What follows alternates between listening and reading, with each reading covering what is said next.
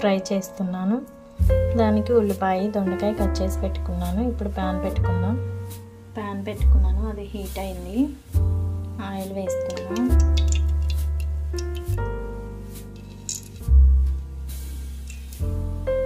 అది హీట్ అయ్యాక పోపు వేసుకుందాం.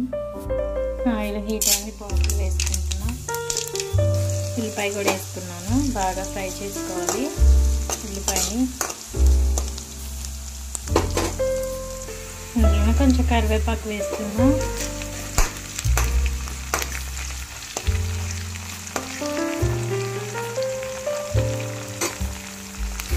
కొంచెం పసుపు,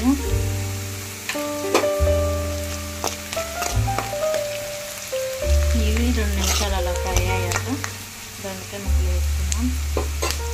ఇందులో దొండకాయ ముక్కలు వేసాను. ఇప్పుడు బాగా ఫ్రై చేసుకోవాలి.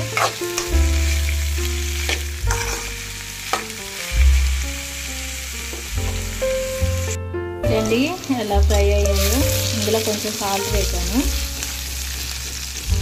ఆ క్లిప్ తీయలేదు. టేస్ట్ సరిపడి వేసుకోండి సాల్ట్. ఇప్పుడు కారం కూడా వేస్తాను. నేనైతే సాంబార్ కారం వేస్తాను, చిన్నపాయ కారం అయినా వేసుకోవచ్చు, బాగుంటుంది. మీ మంటకు తగ్గట్టు సరిపడి వేసుకోండి కారం. ఇదిగోండి ఫైనల్గా కొత్తిమీర వేస్తున్నాను. ఒక 2 మినిట్స్ అలా ఉంచేసుకొని దించేసుకోవడమే.